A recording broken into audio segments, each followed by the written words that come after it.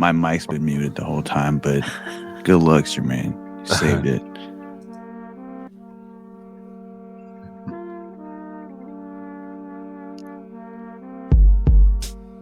And we're live. I think we're live. We are. I think we're good. All right, the light's red. All right, we are live. What's up, everybody? Welcome It may not back. look like it, but we are live. Hey. What's up, everybody? It's the Cave Podcast. It's your boy, Jerezy. I'm here with Danny. I'm here with Jermaine. And before we get started, I just want to let you guys know to check out the website, cave.com. That's K4V3.com. We got the blogs, we got the merch, and we got the spotlight feature of Dawn Brodey, our guest, when this episode releases. So check it out, cave.com. That's K4V3.com. So our guest tonight, her name is Dawn Brodey. She is a comedian with a history degree, and she fucks with history, as she likes to say herself. She's also a host of her own podcast called HILF Podcast, which also stands for History I'd Like to Fuck Podcast. And I fuck with that title because it's so cool. Yeah, I love it. I don't want to talk too much. I want to give you the platform to introduce yourself. Dawn, take it away. Oh, thanks, guys. Thanks for having me. I think your name is super cool too. I strive to be cool enough to like put numbers in my name. Like, how awesome! How awesome do you have to be? But yeah, I have a history degree. I've loved history since before I even knew that was nerdy, and I had to start a podcast because otherwise I will just bore people at parties trying to tell them everything I know about whatever I'm into at the moment. But I'm bona fide. I got degrees. I've worked for historical institutions around the world. I'm a talking head on the History Channel. I'm bona fide, and I have a foul mouth. Nice. Well, go ahead. And nothing wrong with that. Just speak away. Just say whatever's on your mind. There's no censorship. We all speak French here, so it's all good. Yeah. Oh, très bien, très bien. French fries.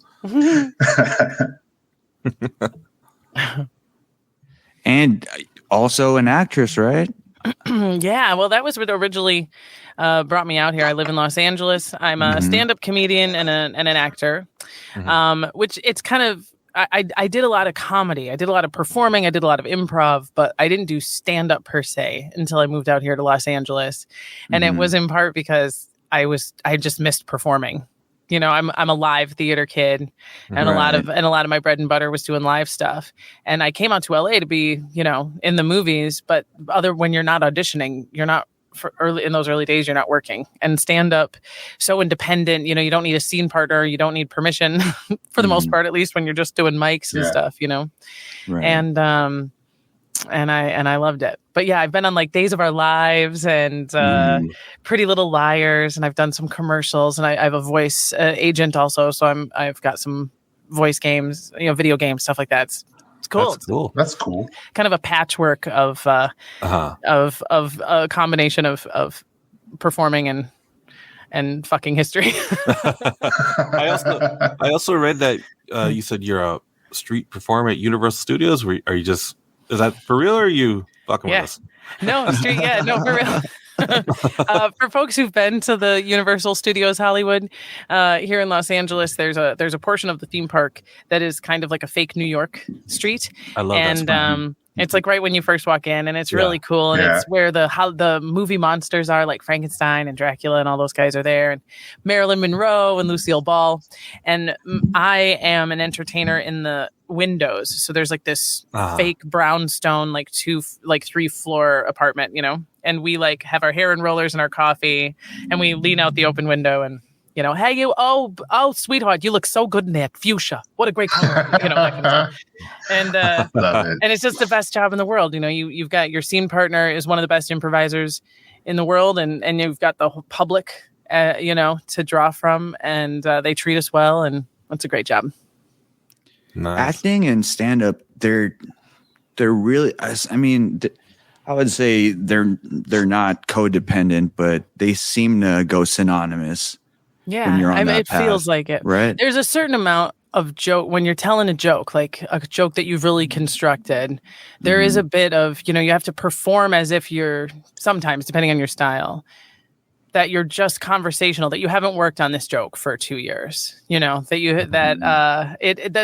the thing that you saw on the way over here is the way that you've been telling this joke for a year and a half, right. So there's a little bit of performing there. But I actually had a friend who's a magician / comedian. And I'm convinced that magic is actually the closest other art form to stand up, because it's like the punchline is the trick. And you're trying to sort of show, like, get people excited for the punchline and like know it's coming and yet have no idea how it happened.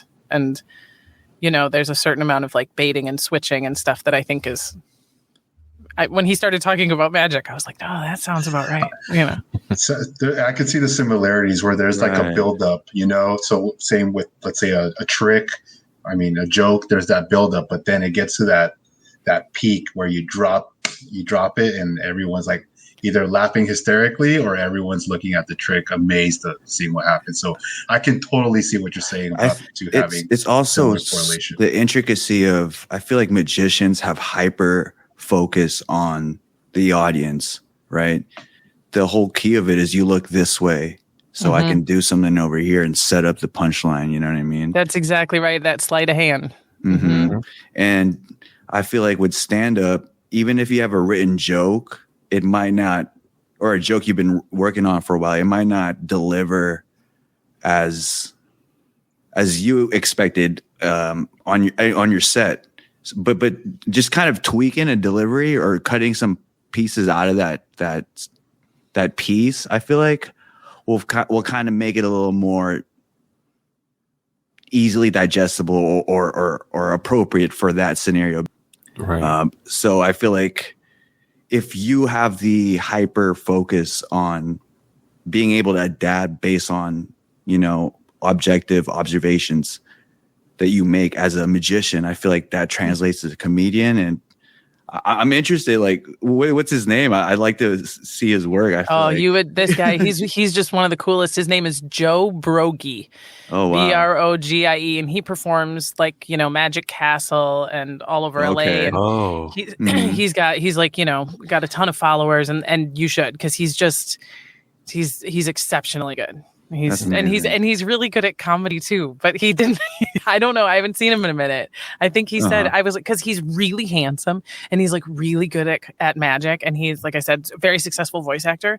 And when he told me he wanted to do stand up, I was like, why? It's amazing. Like, it's an art form. People are drawn to it for the same reason they're drawn to all sorts of various forms of art. But I just thought, but you already have, like, you're captivating people and you're commanding a room and you're making money and you've reached, like, what is it about comedy that's so different? And he was like, it's the hardest thing in the world is to get people to laugh, which is fair. Which is fair. But would you say, as a comedian, though, to obviously set up your jokes, and it's all about crowd work too. That's how you kind of get a feel of what you can say, what you think you can get away with, right? So I believe like crowd work is 80% of the game. I mean, correct me if I'm wrong. I just feel like you see a lot of comedians trying to get a feel for what they can do depending on how the crowd reacts to him interacting with them. Am I close to something like that, or do you totally find a different way to deliver your jokes? That's a really good question, because it changes so much depending on where you are. Like, it's one of the best things about stand-up is that you, especially, I work with a lot of comedians who are at a higher level than I am, because I MC a lot, which means I have an opportunity to be I warm up the crowd. I'm the first ones to sort of come on stage. And it's been awesome because I'm able then to have stage time with people like Bill Burr and Jay Leno and Jim Jeffries. And, wow. It's been awesome in terms of like exposure and connections and stuff like that. But it also gives me this opportunity sort of behind the scenes to see the same comedian do the same set 10 different times, or see the same comedian do the same set 3 times throughout the course of a year. And so I have, because I'm an MC, a sort of, I think, unique behind the scenes insight to how so many other comedians do it. And it is as varied as they are. I mean, there are comedians I know, including, for example, Bill Burr, who was backstage running his set. He was, I'm not going to say he was nervous, but this was a tiny club in Burbank, Flappers Comedy Club in Burbank. He was, I think, getting ready for like a huge tour, and he wasn't terribly personable. he wasn't rude or whatever, but he was working. Like, he was working his set, and he was definitely like making sure that he was like ready for the show, you know, and that like meant the world to me, because I'm kind of like, you know, our club isn't a big deal, but he was like taking it really seriously. And I don't know if he's a word for word comic, but he was obviously making sure he did it, quote unquote, right. And then I also know comics who literally wing it, who have a loose idea, have an outline, have a structure, and they're going to go with what the audience gives them, and who knows where they're going to end up. And they are equally successful, and they're equally happy. You know what I mean? It's like, what's your style? What's your deal? And yeah, cool. It's kind of like Paul Mooney. He likes to stand up there and just ask him what he want to talk about, and he just riffs off of that. That's why I thought he was so funny. Yeah. But I wanted to also ask you, just kind of dialing it back with your history and comedy, what made you get into it? Because it's such a frightening thing to do. One of our hosts, he's actually a stand-up comedian, and he tells us just how hard it is sometimes to make a crowd laugh. So what got you into it? And I just want to know what led you to doing comedy. Well, I started just performing, you know, doing plays. And there's a thing that happens when you can make a crowd laugh with someone else's words, because that's its own deal. You know what I mean? To have a good comedic script, it still takes a comedian to sell it, to perform it. And so that was kind of how I started. And I'm a writer. So it seemed like sort of a natural thing then to write your own jokes. But where I was living at the time, where my performing career really started, is in Minneapolis, St. Paul, which is a great performing cities, but it doesn't. And there is a comedy club. There's a lot of great theaters, and there's a lot of amazing artists there, but there's not the kind of stand-up that there is in, come on, LA. You know what I mean? You can literally find an open mic any hour of the day in every neighborhood in this city, and all of the major clubs are here, and all of the major, I mean, you know, I don't have to sell you guys right on LA, but it was really viable here. It became something you could try out here and then see how far you could go. It was one of the benefits. And also I was a fish out of water here. I mean, I moved here when I was 35. I was engaged. I was living in an RV. I lived in an RV for the first 4 years I was here. Oh, wow. What I'm saying is there was material. You know, it's like, and I didn't have a lot of friends around, you know, and so, and I'm at home on stage. I feel really genuinely comfortable speaking candidly to crowds of people. Like, I like that, and so I kind of needed it, you know, and it was great, and it took to me too, and I found a great community and a lot of cool comedians, and a lot of luck. So I'll hang out as long as I can.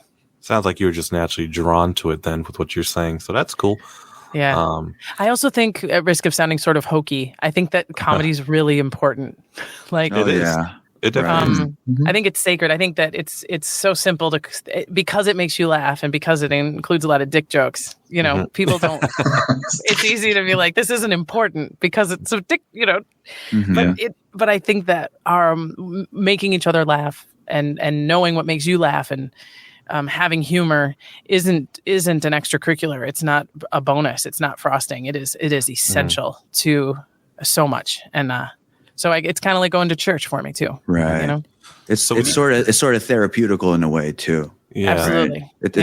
It's a way to kind of look, change your perspective, see it through the humor lens, and digest it that way. Yeah. You know? Right. Like, life sucks. You know, life sucks and everything's hard. And so you can, and that's just true. And you can, if you can't laugh at it, then you're going to have a pretty rough go. Right.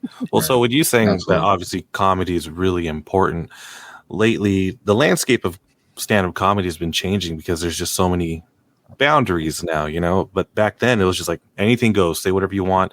It's funny. So do you find any trouble now kind of just trying to tell a joke and having to think like, oh wait, we can't do that? Or what's going on with all of that? Because obviously, you know, I watched a Chris Rock special, and obviously there was things in there. I was like, I'm surprised he got away with that. You know, that's again, you have such like an insight. It's definitely a thing, but my experience has been, and from what I've seen, the biggest threat of like cancel culture to a comedian is self-censorship. I mean, that's what's really going to do you in, is if you actually don't tell a really funny joke because you're scared of what the audience will say. I mean, and it's a very thin line to walk because, you know, like I tell a lot of jokes about my hysterectomy, right? Yeah, I watched that. You know, right? And I tell a lot of jokes about like breastfeeding and like what my nipples feel like. One would think, fascinating facts, though, that if you're talking about these things, that somehow it would mean that you're okay saying something political, right? Or something that, and you know, you empathize with a comedian, you empathize with any artist who loves their audience. I mean, I know I can sound hokey. I genuinely love my audience. I love my audience that listens to Hilf. I love them. I love the people who come out to see comedy. I think, oh my God, you know, you got a babysitter, man. And you drove out here to listen to people tell jokes that you don't know them. You know, are we going to be funny or not? It's you know, there's a headline, and I love them for that. And I think this is hopeful. This is why should all be hopeful and blah blah blah. And because I love them, I don't want to say that joke about my dad's guns. That even though if it's really funny, I'm thinking, oh, they're going to hate me. Right. And I want them to hate me. I don't mind if they don't laugh. I don't mind if they don't think it's funny, but I don't want them to start being like, this bitch. I hate this bitch. Right. And there's so many landmines of like, I hate this bitch. Right. And I don't mind if like, I have made you like, I can tell you what to hate about this bitch, but I don't want the thing that I thought was funny. You know what I mean? And that is where you can stop writing a really funny joke that you should write.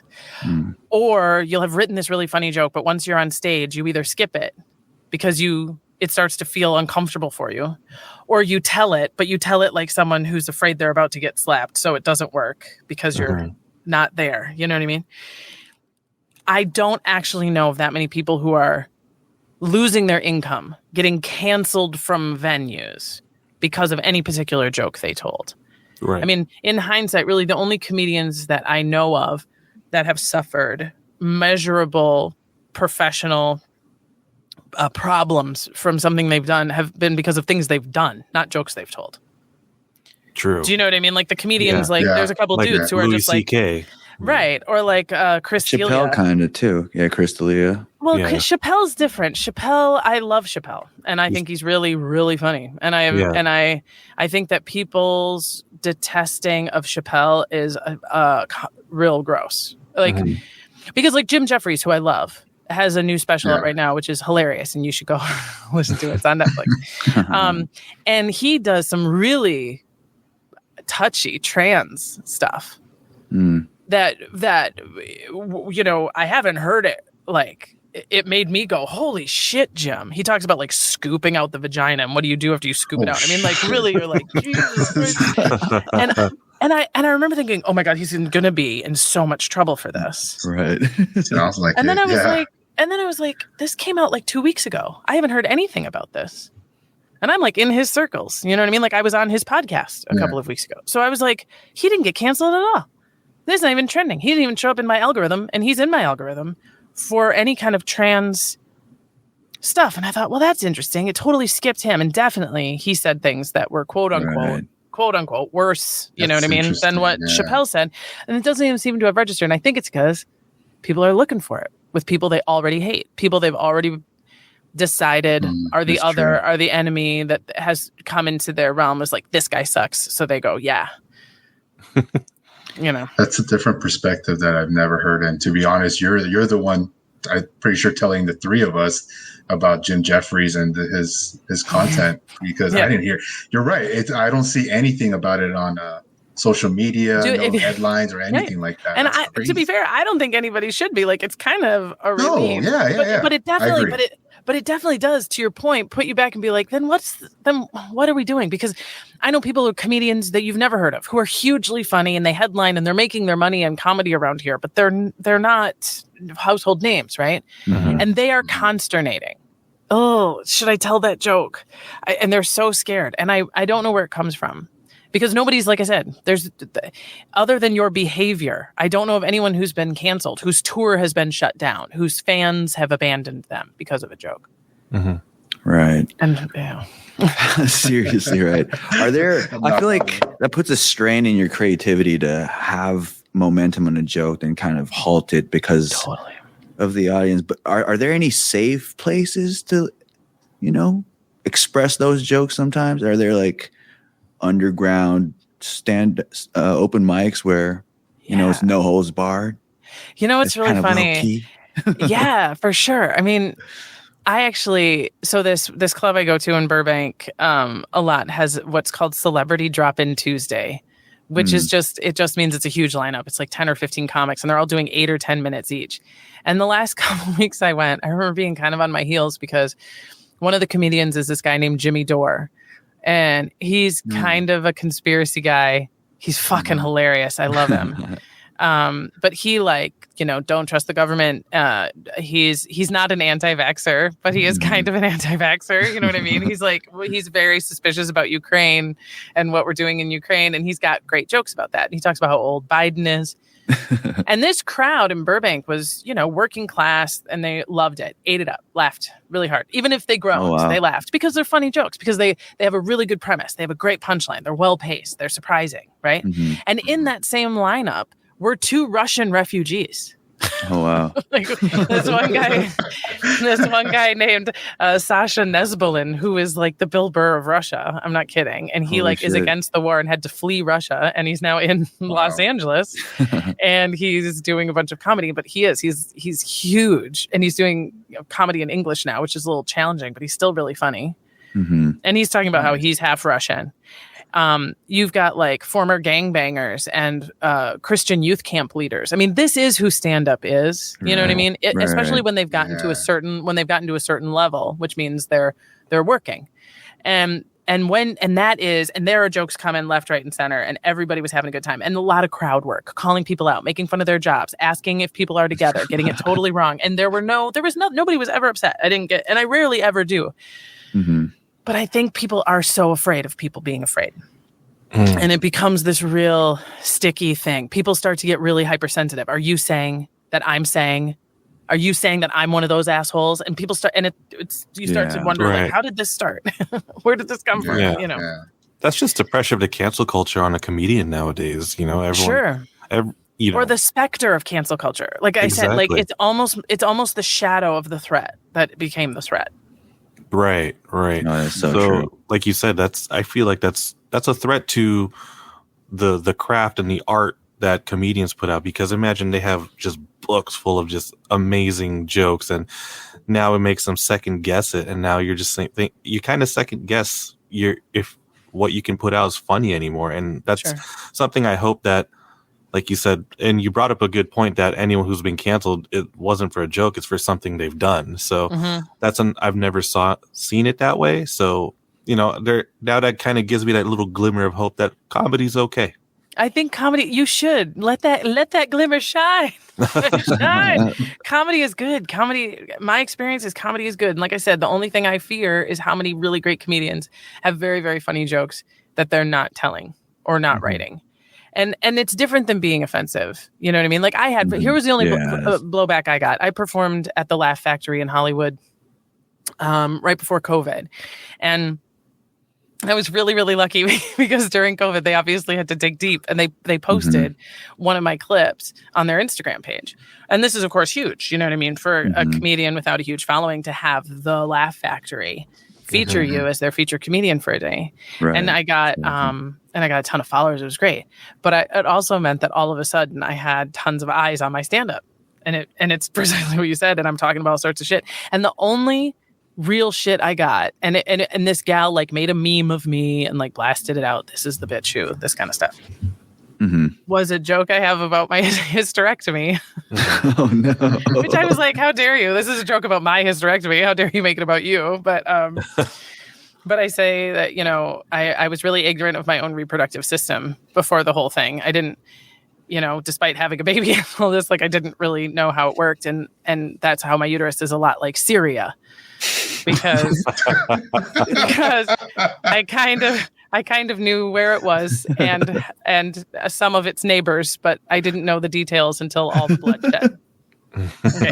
So this gal, and she's like, this bitch thinks that her uterus is my country, you know, my country's blood. Oh no! Making little of the war, and how dare you get my country's conflict out of your silly, you know, blah blah blah.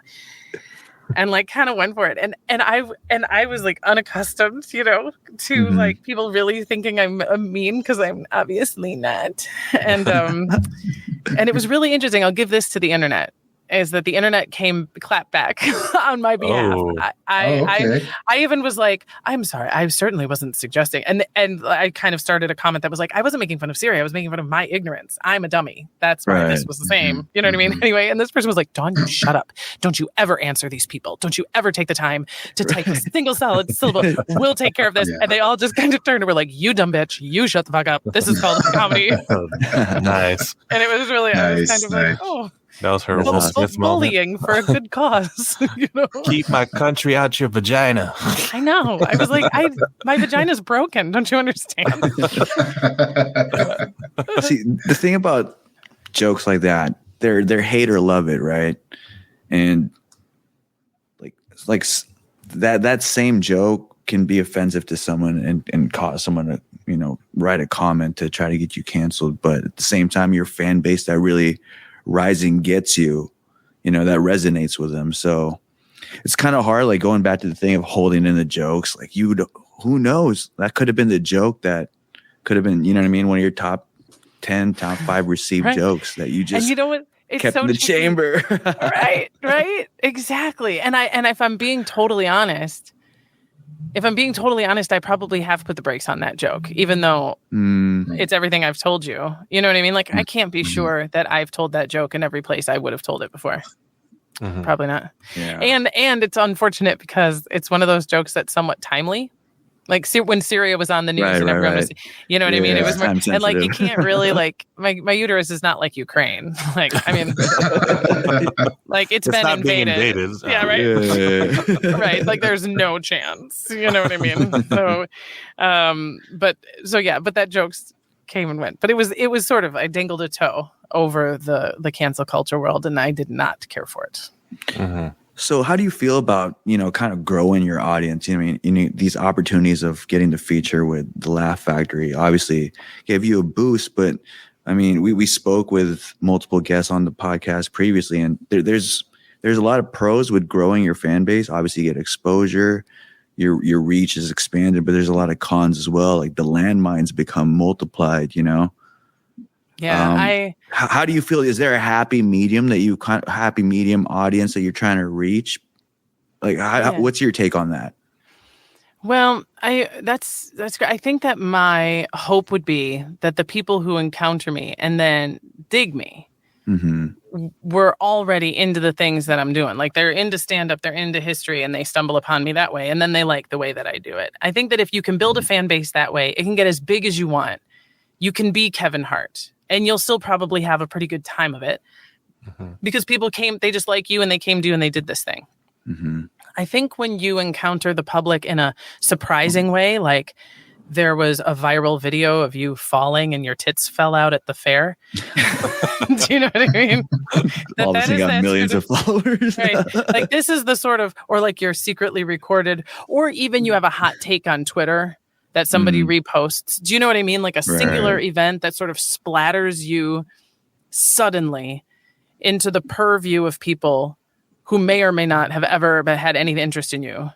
Do you know what I mean? Who are encountering you in their own bad day and with all of their own biases, and who feel sort of aggressed because you're just in front of them all of a sudden. Right. That's the kind of thing that I think I would always try to generally avoid. You know, even if it was good, like you won The Voice, people are just like, fuck this bitch who ran The Voice. Whereas if people are like already, I mean, a history comedy podcast, God bless them. May they multiply. But it's hardly like a pop culture audience. Do you know what I mean? Like if you found me and you find this interesting, then you're probably kind of a select group of like, I like this. You know, I don't see people being like, can you believe this historian won't leave me alone? She's everywhere. You know, like, I don't know. Also, history can be very controversial, as we know. Right. Yes. It kind of filters the audience as well, right? And it is presently, kind of a current event all of a sudden. How do we teach history? But I have no desire to be controversial. I also am not afraid of it. I speak candidly. I put "fuck" in the title for a reason, because if you're real sensitive, maybe this isn't for you. But I'm also, but the podcast is, but the podcast is also not listen to my thoughts on stuff. Right. Like I don't, you know what I mean? I don't need to teach you lessons, or if there's something that it attaches to current events, that's awesome. But I'm not Rachel Maddow. I don't need to be. So since we're touching a bit on history, and we talked comedy.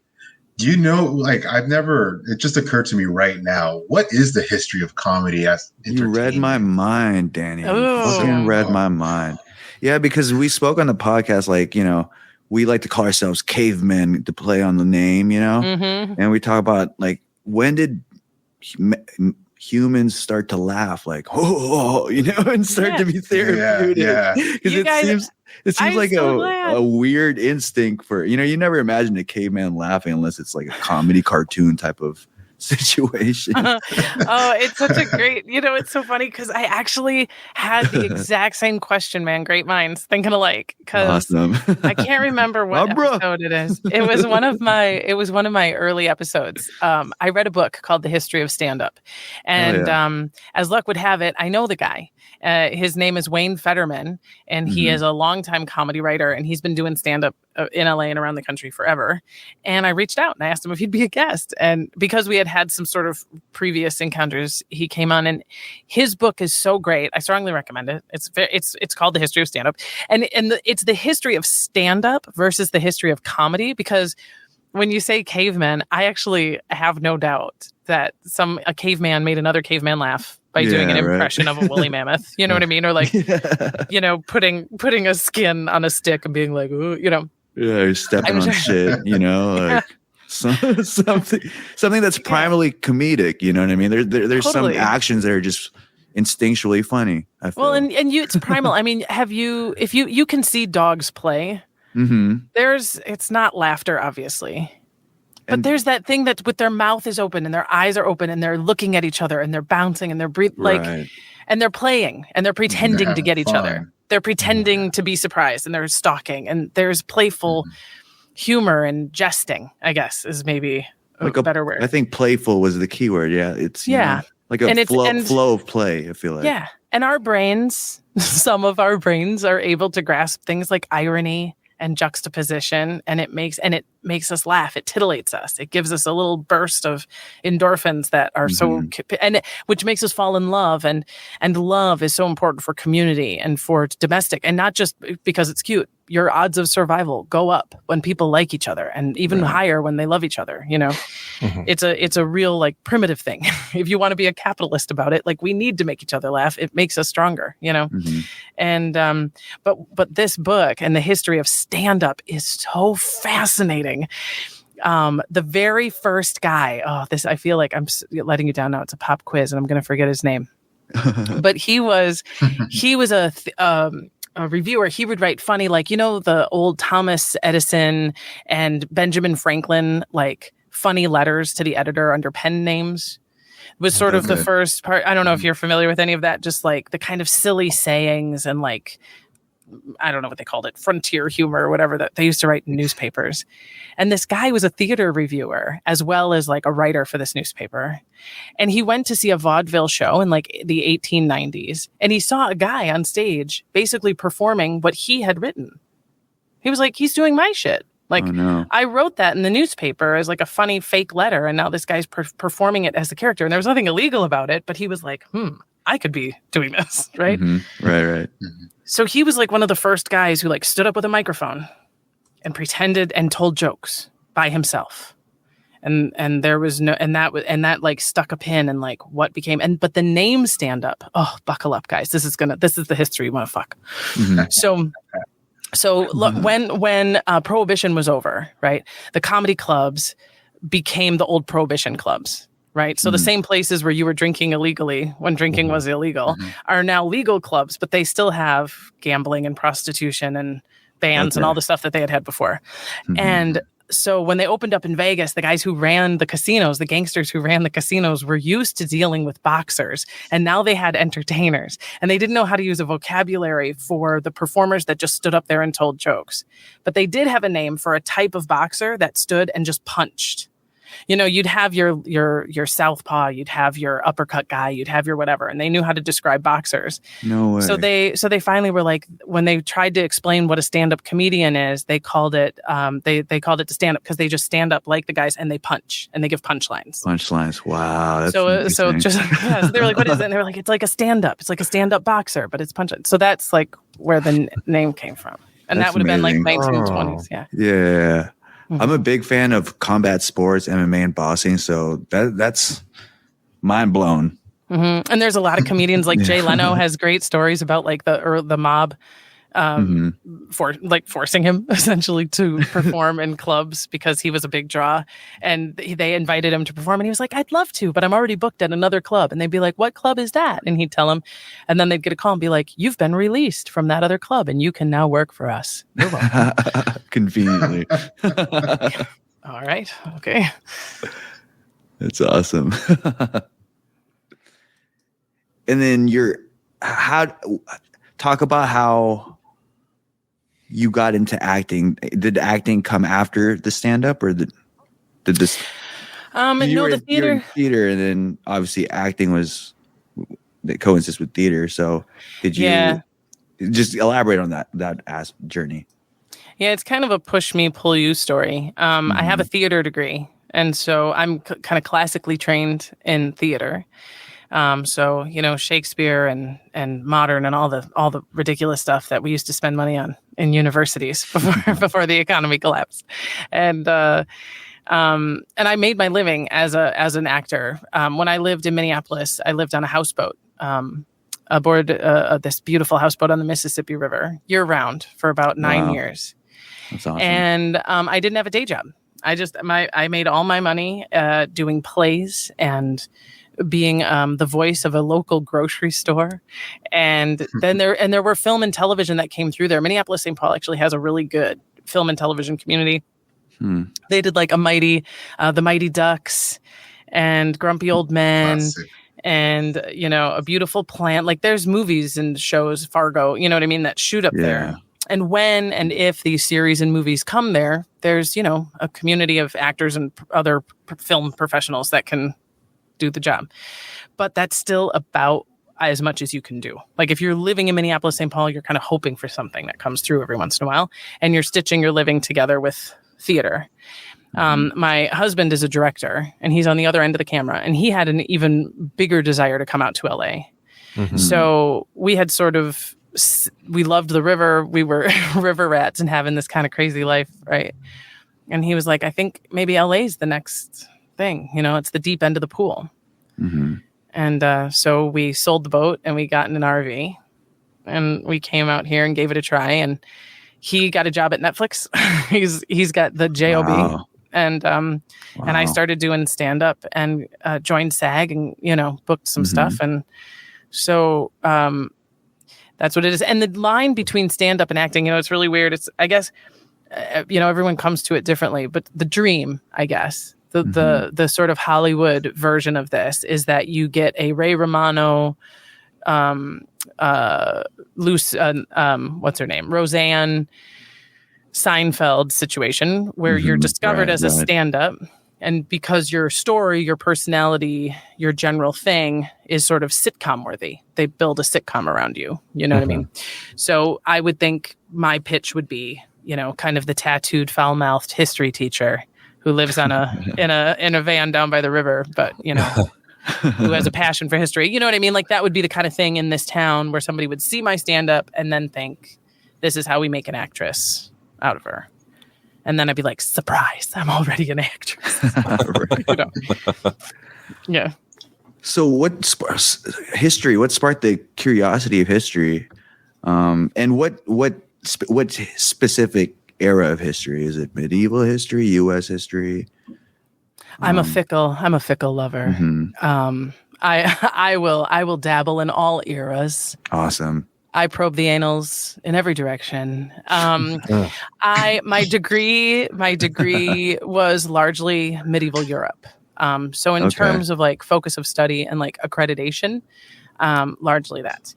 However, professionally, my area of biggest expertise that I would hang my hat on is I'm a Frankenstein Mary Shelley expert.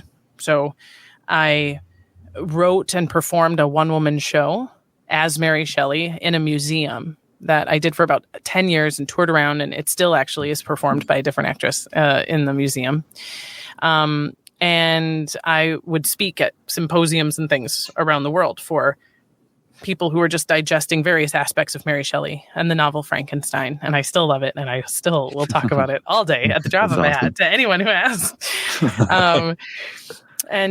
So, I mean, that's one that like I can go places and they can say things like Frankenstein scholar Dawn Brodey. And I'm very comfortable kind of going, I don't know if you guys play musical instruments. It's sort of like I can play a few chords versus I know how to play that instrument. And you're sort of imagining like, are they going to throw me in a band on stage? And is everyone going to expect me to actually know this stuff? Like, I know how to play Frankenstein. I can play Frankenstein, three beers in with the biggest Frankenstein stars. Like, I can hang, And then beyond that, 1930s John Dillinger, a bank robber, gangster, American gangster history. I was deeply immersed. And pirates. I have researched pirate history extensively for decades and have worked on various projects with huge institutions on that too. So those are kind of my go-to. But then anything else? I mean, like my podcast right now, like in the last 2 months, I've read probably 5 books on everything from Coco Chanel to Titanic and Area 51 and Anne Boleyn. Like, I take it all, baby. Like, I swipe right on everything. I'll say you said pirates, and that totally. There's something that I've always been curious about with pirates. Is the image that we have of them, in films, movies, TV, whatever. Is it pretty accurate? Is it far off compared to what they really were? And that's something I think been they're curious far off. About. Never looked into, but. Yeah. And our mermaid's real too. Yes, both of those are yes. The pirate image. There's going to be some variation in the sense that, like, a corsair is a pirate in the Mediterranean. Like, it's all piracy, but they're like, depending on what body of water you're on, you may dress for the job, right? But generally speaking, the golden age of piracy, which is from give or take 1620 to about 1750, the one we're thinking of. Yeah, they did dress like that. And I'll even give you some specifics. The sashes and the ropes, like the red gold tassel, like the really extravagant stuff, was 100% true. And one of the reasons why is because their guns, I don't know how into firearms y'all are, but it's hard to keep a gun nice on a boat. You know what I mean? Like, your powder's wet, and these things weren't great anyway.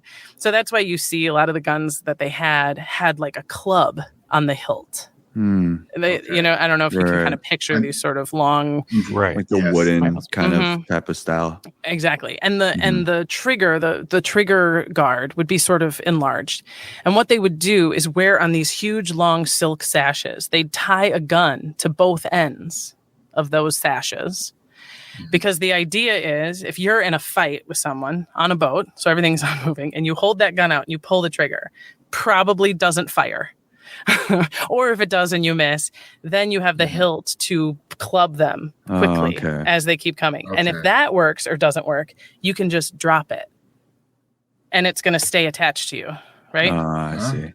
And and at the same time, if you're lucky, pull up the other gun so you're ready to go. Gold earrings, yes, because pirates lived among thieves. And so when you got your portion of booty, your payment, how do you carry that around? You could have it melted down into a single piece of jewelry that you wore. That was, you knew no one's going to rob this without you knowing. And it was also something that would tell your shipmates, if you told them, a way to be buried or where you wanted your body sent, it was sort of understood that you would take my earring for that expense. And the eye patch is real because some pirates, even some who had two perfectly good working eyes, would opt to wear an eye patch to keep one of their eyes continually acclimated to the dark. So that if they had to run below decks to get something, they would switch the eye patch to the other eye, and that eye could see in the dark and find what they were looking for. And the other eye that was used to bright sunlight could come back. Otherwise, you're just in the dark always on the ground, right? Yeah. And here's my favorite. Parrots and monkeys, totally. Wow. And Blackbeard was he like performed, man. He dyed his beard black. When he would climb over the edge of a ship to take it, he would light fuses that he stuck up under his hat so that he would be smoking, so that when you saw him, he looked like the literal devil. Wow. Yeah. That's so cool. He's very theatrical. And do you want to know what else they think about Blackbeard? Is that it was a con, man. He never actually killed anybody. Huh. When the historians go back and like cross-reference Blackbeard, they're like, all of his worst atrocities were totally made up to scare people into surrendering before he got to them. And no one can really find any. And there were enough people who were like, yeah, he took me below decks and he let me go. He gave me a boat and let me go. And then he came up above decks and was like, I fucking ate his liver and he's chum. But he was actually just like this really decent dude. So I also played, this video game called Assassin's Creed about, the pirates. And is the characteristics that they screw each other over behind their backs, for their own gain? Pirates wouldn't. Trait? Pirates wouldn't actually. I mean, I'm not going to say that a pirate never screwed another pirate, obviously, but no, largely no. It was sort of understood that it was us against the world, and there was part of the reason why there were so many pirates is because there were so many cunts to rob, so many really viable fucking assholes out there. I mean, the sea. I mean, you can kind of think about it like the early days of the internet, where everyone is just putting all of their social security numbers and everyone's just writing to each other where they're going to be and who they, you know what I mean? And there's no encryption and there's no black, and you're sharing. And you just think like people who had a pirate's eye, there's a reason why we use the same word for it. Goes, well, I'm just going to go. It's all just floating out there. It's all just sitting out there. And it's not my fault that they think that people are good and aren't going to take advantage of this system, or they have a beef or whatever. But it's just like they just took it was ripe for the picking. And part of the reason why the golden age ended was because the 100 Years' War ended. And all of these militaries that have been tied up fucking killing each other were able to take care of this pirate problem. So I feel like there's more of a sense of camaraderie between them than the totally. A lot of pirates were disenchanted navy, like the navy, because it was the 100 Years' War. They had really gone through the commoners of their various European countries like meat grinders, and if you had any nautical experience at all, you were either already in the navy or dead, right?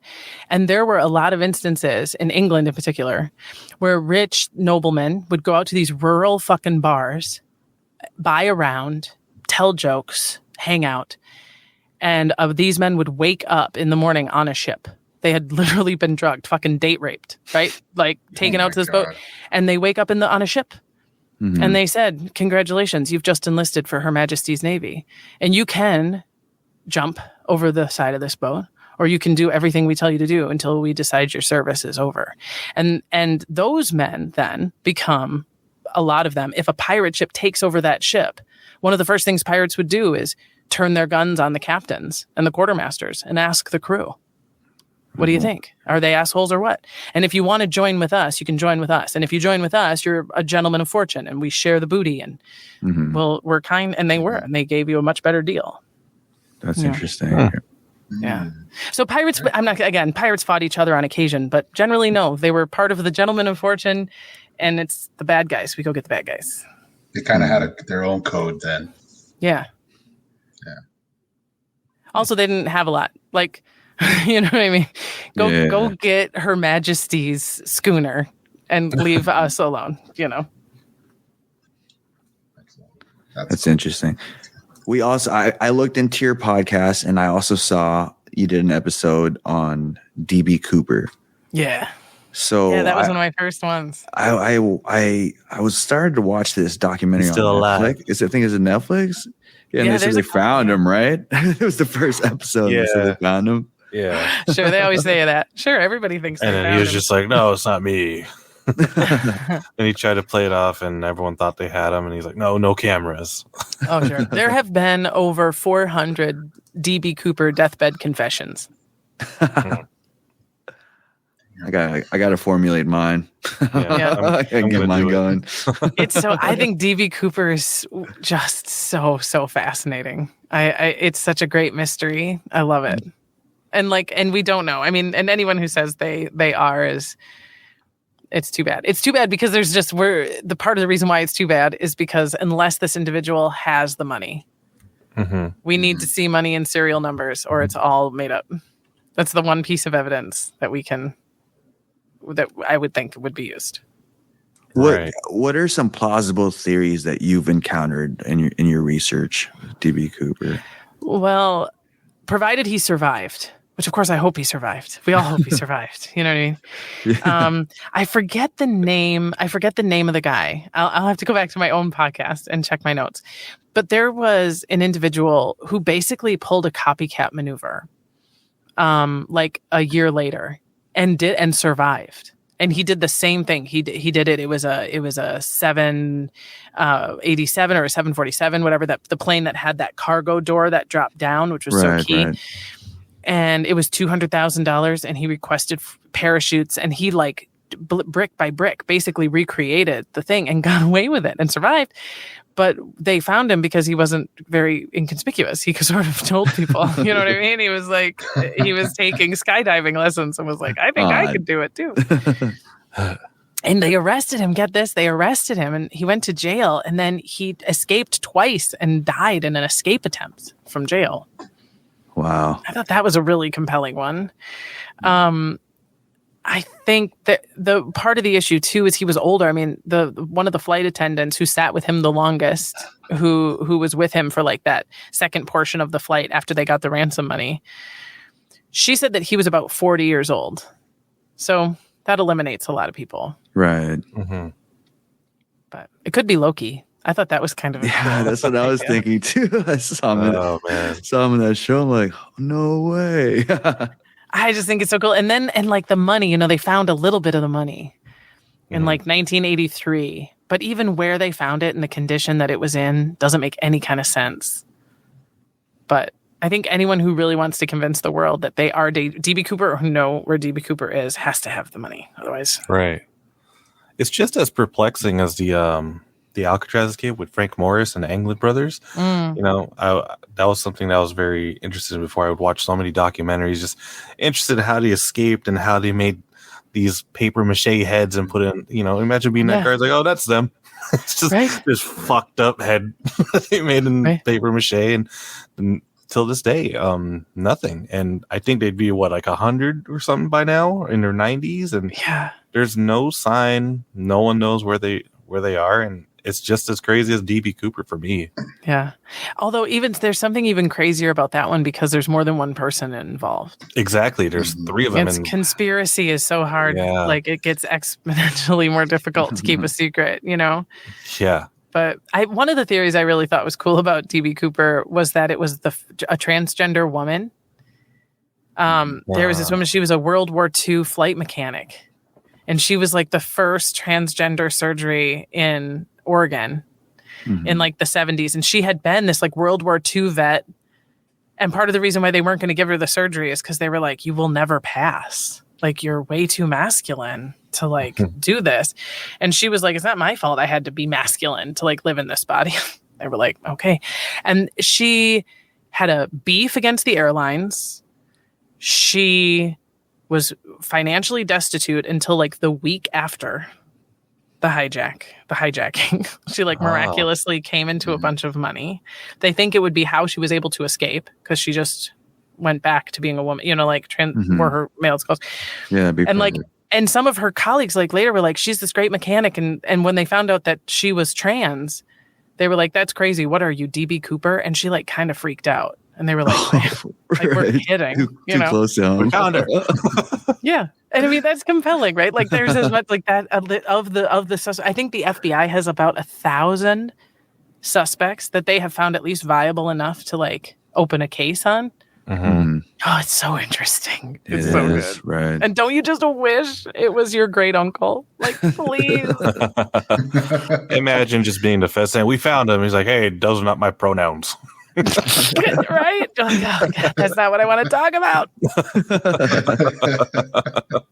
I want to talk about the money. Exactly. Guys, I've never heard about that one. That's interesting. Something to read up on later on. That's crazy. Yeah. Just imagine being that person freaking out. Hey, you're DB. What? No. I know. That was what they were like, wait, are you really? And they like kind of, I guess, did this thing where they like put glasses on her and put a hat, and everyone in the room was sort of staring at her like, fuck, she Kind of looks exactly like the drawings. Oh my God. Yeah. Oh, man. And like 200 grand isn't that much, right? So You can think see they how just let it go, right? it's like let it go, but also like it's not like a person's life, was that different. It's not like they could do Mm-hmm. it's a lot. I'd love it. I'd love 200 grand. Don't get me wrong, but Yeah, right. Yeah. it's not like she'd be living I'll jump out of large. a plane for 200 grand. No. Yeah, you're right. Exactly. Yeah. That's funny. Yeah, I'm very, very excited about an episode. My next episode, it comes out this Wednesday, and it's Titanic. That was like one that was such a huge, like people were begging for Titanic. Wait, did you hear about what happened? Today? Yes. Yeah. That's crazy, right? The crazy? tourist submarine now is missing. Five people. Five they people, said and were they on paid $250,000 each to be in that. I know, and we think we can go to fucking Mars. Please. Yeah. Wait, so what happened? This is breaking news. Oh, so there's like Go Titanic. We know where Titanic is, right? Which in and of itself is amazing because we were looking for it for years and years and years. They found it in 1985, and the footage that you see in the movie Titanic of the underwater submersible is all of the actual wreckage. Mm-hmm. And there's a company that like technically sort of licensed the wreck. And they're sort of like the Elon Musk of the ocean. And they've created ways for tourists to go down in these highly sophisticated submarines. People get married, down there, and they pay a ton of money to see it. And apparently one went down today with 5 people aboard and fucking disappeared. They don't know where it went. What? And they said that it has, I think I heard that they have like 4 days worth of oxygen. Oh no. Oh, that's so terrifying. That's one of my worst fears, being, first of all, claustrophobic. But even if you get out that container, you're deep in the ocean, Yeah. Let me out of here. And like, and the pressure. Oh, Yeah. Oh, yeah. and the darkness. Ooh. Jeez. And a bunch of other rich cunts. And let me tell you what, I used to be a VIP tour guide at Universal, and like rich people who have paid a ton for something, that as they're dying fucking breaths, one of those assholes is going to be like, we paid so much money. Somebody owes us money. On their mind. Right, exactly. Really, they're dying and they're just worried about that. Also, very appropriate. Very appropriate. Like, as I have just done the deep dive, so to speak, on Titanic. Like, right. You're gonna die down there. Give me a break. Makes you wonder who were these people, because those tickets weren't cheap. $250,000 per person. Right. Yeah. Right. Please. So Jeff Bezos. people go down there in submarines to get married? Yeah. Titanic? They're playing that song over and over. Wow, man. And it's like the Romeo and Juliet thing. Sometimes I think that either people are really morbid, which no shame in your kink. If like death and destruction turn you on, go for it. But sometimes I think people are just not That's what listening. I'm saying. Yeah. Like Romeo and Juliet is about 2 14-year-olds who commit suicide. Like it is a love story, but it's not really a love story. And like Titanic is not like, they have sex in a car one time and they hold hands. Like this is not. And he drew her naked. Right. Like, it's great. Don't get me wrong. But like, this is it. This is your icon of love. You're going to get down into this death trap to say your I do's. She cheated on her husband. She cheated on her husband, and there was room on the doors. Yeah, but he was abusive. Even that, like, wouldn't you think that's bad juju to like kind of start a marriage? I feel like I don't know. They weren't married yet. They were going to get married. Yeah. And do you want to know what? There's a documentary on YouTube right now. James Cameron, who was totally tired of people asking him about the fucking door, right? Yeah. Did this like intense experiment with a door of the exact dimensions, made exactly like the prop was. He hires 2 actors who weigh and have the body density exactly like Kate and Leo. He puts them on the costumes. He puts a thermometer so far up their butt, they can actually test their core body temperature and know when they are experiencing hypothermia and might be dying, so they can test this theory. They have them go through the fight sequence, so they can even test it out with them having like gotten into the water with the thing. And it turns out that there is actually only one scenario that they can both fit on the door. They on top of each other? I wish. That was the one I was hoping for too. Would have died. No, they both had to have their legs in the water. They had to like sit up. Oh, just like both half submerged. I see. Huh. Which, I don't know. Her shoes were awesome. I get it. Also, do you want to know what's crazy? There was this symposium of Titanic experts. This was like maybe 6 or 7 years ago. And they were talking about, I don't think they were talking about the door because that's movie trivia, not history, right? But they were like talking about how they could have survived and how far away was the Californian and how far away was the Carpathia and blah, blah, blah. And this like amateur sleuth stood up and was like, don't you think that everyone aboard probably could have survived if they just would have gotten off Titanic or ferried people to the iceberg? And everybody, all of these crazy experts like sitting on the panel went, oh my God. That totally it's different, oh my God. Right? Yeah, it's different when you're over there. Like, right? And there's like a picture of the iceberg. It looked really flat. Like totally, they could fit 700 people at a time in the lifeboats. They could have just gone and hung out on the iceberg. Oh, well, hindsight. Yeah. We tried our best. We tried.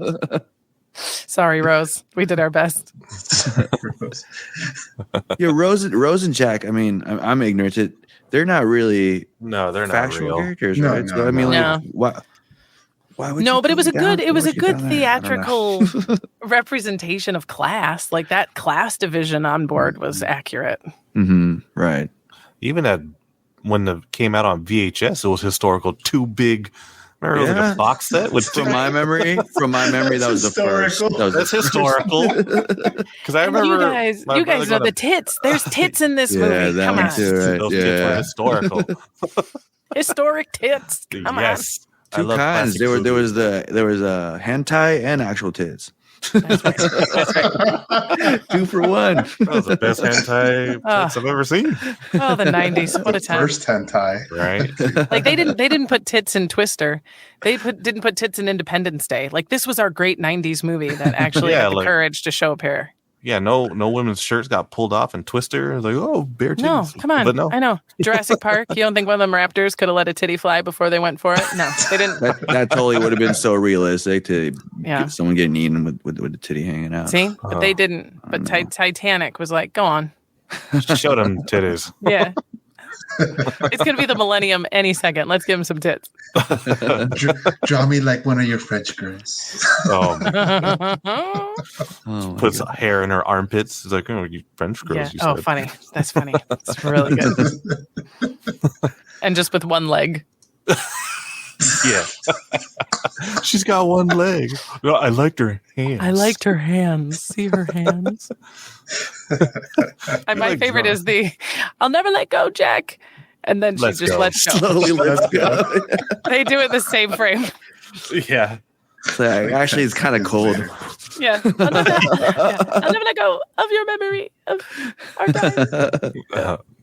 And the other thing too, what was hilarious is that in the movie, the crew spent so much time looking for the necklace, and then at the end, like she doesn't even say that she has it or anything. She's just like, just throws it back in the ocean. No.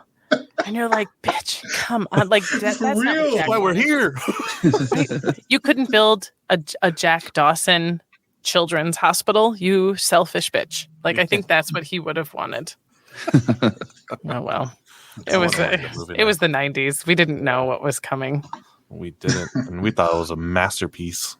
I thought it was a masterpiece. I loved it. And I'll give you this. I was 18. It was my senior year of high school when that movie came out. And I think that it actually did have an influence on my interest in history.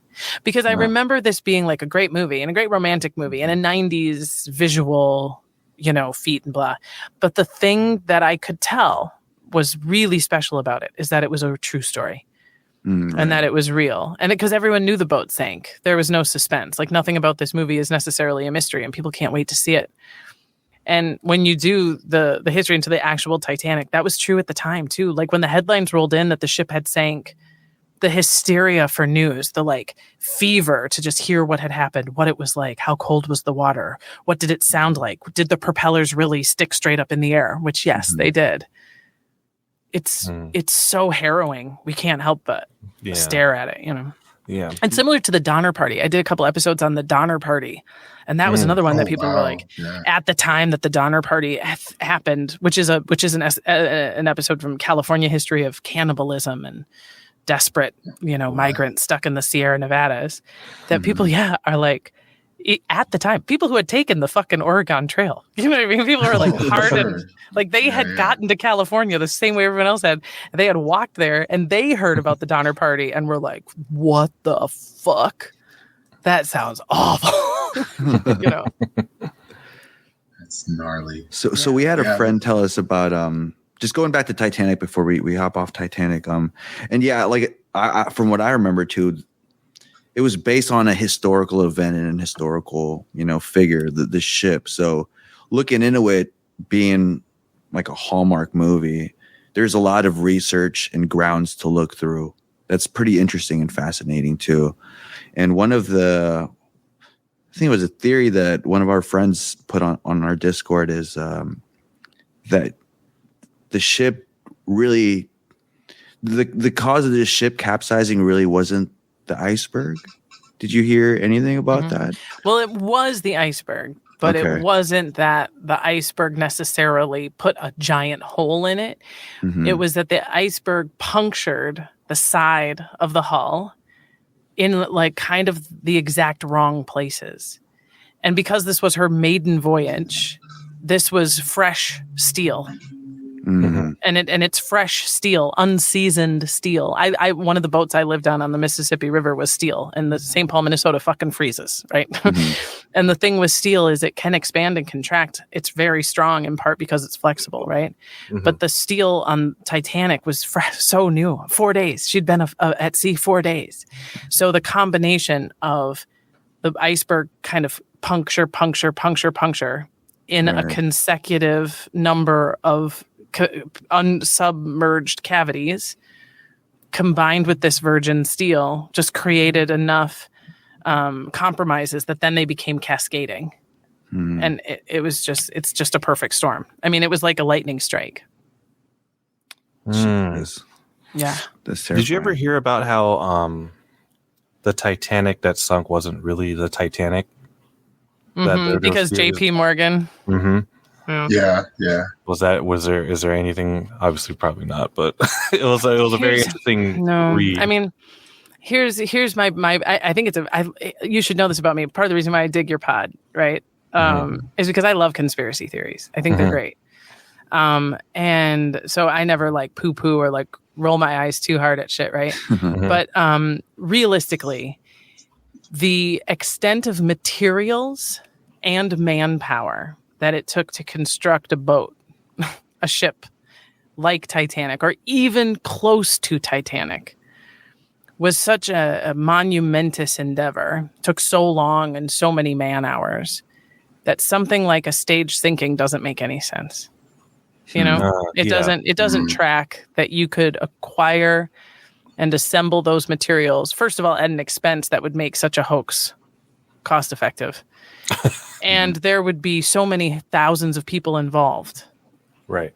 In the bookkeeping alone. Because the Titanic had a sister ship called the Olympic. And they were made in Belfast kind of consecutively at the same time. And they were the biggest, not just the biggest, they were the biggest ships ever made. They were the single largest ships ever to have floated. And there's some, because JP Morgan was going to be on board, and there was all this talk. But there's also like the boring part of history that only nerds like me really dig into. Is there had been a labor strike, a maritime labor strike in England and in the UK that had fucked with everybody's fucking travel plans for fucking months. And people who thought they were going to be on a boat weren't on a boat. I mean, it's very much like any strike that happens right now. You know what I mean? If you're unlucky enough to get somewhere and everyone fucking shuts down. And this was happening before World War I, you know, because when you're not in a world war, people can think about things like cost of living and whether or not they're being treated fairly at work, you know. And so that had fucked with so many plans. So anytime that people really talk about like, I was supposed to be on the Titanic or so-and-so decided not to go on the Titanic or they weren't even initially supposed to be on the Titanic. It's like, yeah, that's because manifests for like that week and the weeks around it were a goddamn mess because the strike had just ended and everybody's travel plans were being sifted through kind of a meat grinder. And that kind of explains why JP Morgan could have been on and then wasn't on. And yeah. But it's not as interesting. It's not as interesting. my last question, which is probably interesting. But we like the facts. If true. My last question. Yeah. If true is the band. Were they playing? And any historical records that they were actually playing during it? Because that would be really notable. Yeah. Isn't it great? Isn't it great? I mean, that's when people you can hardly believe it. Yeah, they played as the ship sank. Oh, wow. Not only that, they played Closer, My God, to Thee. And part of the reason why we know this, because sometimes in history, there's a sweet story that everybody likes to believe. And I don't mind being the historian that doesn't pop that bubble for you. But I can actually build this one up. I can make this balloon a pinata. All right. Because it's not just a story that one person told. It's not like, for example, you know, if you remember the 1997 movie, the guy, Andrews, he's the architect of the ship. He's the Irish guy who says, "Oh, Rose, you know the deal with the lifeboats, right?" Oh, okay. And there's a scene of him at the very end, and the ship is really listing, and he's like leaning against a mantelpiece, and he stops a clock, and he like takes out his pocket watch, and it's like kind of chaos around him, but he's very still. That moment was witnessed and recorded by like 8 different people. I actually believe that's where he stood and died as the ship sank. And the band playing is not 1 or 2 people who happened to jump into a lifeboat who wanted to say something fantastic. It's dozens of people who said they were just standing there playing. And people in lifeboats off of Titanic who could hear it. And then not only could they hear the music, they said they're playing Closer, My God, to Thee. Like they knew the song and they could name the song. And one of the musicians, and this is really fun, like after the Titanic sank and the survivors are rescued, a boat has to go out and get the bodies. Like it's the little known part of the Titanic history, right? Like how did they go get them? And they were super cold, so they were well preserved and they had to go out there. So this boat called the McKay Bennett went out to get the bodies and they found one of the musicians is one of the bodies that they got, and he had his instrument case was on his back. That's crazy. Yeah. Kind of gives me goosebumps. Oh, and you know the old couple that crawl into bed together? True. Yeah, I don't remember in the movie. Yeah, the water rises to. Yeah, that we believe was a representation of an older couple named Strauss. He was an older guy. She was old, you know, their grandparents kind of deal. And that they had said women and children first, and they were trying to put her in a boat, and she was like, fuck no. She's like, I'm staying with my husband and I'm old as dirt. Forget it. And that they were last seen going back to their quarters as the ship was sinking. Okay. Hopefully that scene where Billy Zane took that kid wasn't true. Remember? Yeah. I have a child. Yeah. Wow, you piece of shit. Hey, She's all I have in the world. There's probably a piece of shit that did that. You know what I'm saying? There were some men who dressed as women. They got in trouble when they got to New York. They were like, "How the hell did you get on here?" And the people in the boat were like, "He came in with a fucking skirt on." How much trouble though? I mean, is it not enough to be like, hey, at least I made it? You know what I mean? Well, right? I mean, thank you. These boats were not all full. I'd be like, I don't know. There was room. Crazy. Fuck you. That's insane. But that story about the couple being true, that kind of validates the people going down to get married. So there's kind of some love spirit down there, right? It's very dramatic. It's very dramatic. I think that people like being placed in a position where they get to pretend like they get to make those really important decisions that we all struggle with because we are not dying, that are like, who do you love most in the whole world? Who do you love most in the whole world? What are you going to do when you only have 5 minutes left? And those decisions are awful, but they're kind of arguably, comparatively easy. Yeah. You know, and I think that when we're in this complicated time we're in, we sort of morbidly long for someone to just put a gun to our fucking heads and ask us which way, you know, and I don't mean that literally. Right. I shouldn't say that because that literally happens too often. But you know what I mean? Just a moment where you're like, the boat is sinking. You have an hour left. Do you struggle for a fight and claw for every chance you have to live? Do you make room for people and try really hard to save as many people around you as possible? Do you just sit down and start drinking and say, so long, it's been great, I'm not going to try to fight this? I also don't want to be sitting in the North Atlantic in the dark when this boat goes down. Thanks anyway. Right. And we don't know. I don't think anybody knows, you know? And so we want to read about it. It's deep love. It's true, like down there. That's something where it's like, depending on if we're in that situation, like how would we react? That's really makes me think. Cause like, what would I have done that? Right. Yeah. You know, I feel like in those instances, you find out who you are and what you're about, you know, when you're just faced in those kinds of moments for sure. You find out what you're made of. And like, what was it? The Dark Knight when the Joker says he doesn't like to use a gun because it takes away everything. So that's why he uses a knife, because you get to see how people really are before they die. Sure, it's that horrible, morbid stuff. It's like gallows too, like executions. I'm finishing up an episode right now about Anne Boleyn, who was the only queen to be beheaded, right? And this bitch, like, one of the things that makes those kinds of old school executions so fascinating to us, and why crowds gathered even at the time, is because this is such a unique thing. It's awful, it's unjust, or it is just, or whatever your perspective is on it. But it's a person looking death in the eye and watching it come at them. They're not necessarily sick. They're not necessarily drugged. They're not like the adrenaline of a fight. They just have to kind of stand there and wait for it to happen. And it's so, you're like, yeah, life is like that. Life is 1 second you're alive and the next second you're dead. Right. And it's great. It's why we do everything we do, but it's awful. It is. Yeah. Yeah, but see, it's scary. That's fact for both sides. But comedy kind of makes it funny, and you, like we said, you take it in a different way, right? You kind of have fun with it, either way it goes. So sure. Well, and the language in that way kind of betrays it, right? Because comedy literally says, "I killed" or "I was dying there." Like, there's a reason. Like, the language you killed it over there. Yeah, it's not. We don't use those words completely coincidentally. It feels like life or death. You know, the people were dying over there. Yeah. Oh, I was crazy. Up there dying. Oh, I was just. They murdered me. I was murdered. Yeah, I was murdering. I'm dead. It's crazy. Fascinating. Yeah, well, we won't keep you too long. You know, thank you for waiting. I know we had some tough technical difficulties. It happens to the best of us. We had a great time, though. This was an awesome time. Yeah. Oh, you guys, I'm really, really, really glad you reached out, and I love your pod. I just keep it up. Keep it up. It's so much fun. Hell yeah. Do you want to plug in any feature projects coming up? Let people know where to follow you. Yeah. Well, you can find me at HILF Podcast, HILF Podcast. I'm on all the platforms wherever you listen. I don't do a lot of YouTube, which I know I should, but like, look at this shine. I don't know how many of you are watching this. Like, oh Lord. But I'm out there for your ear holes in any event.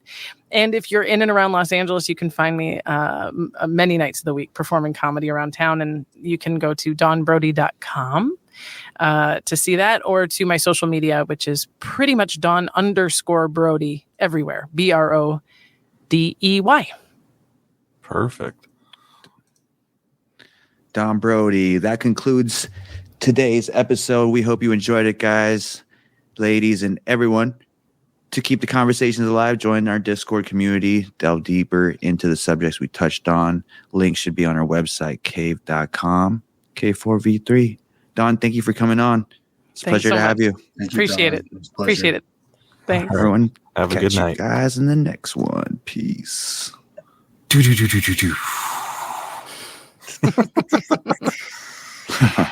guys got the graphics.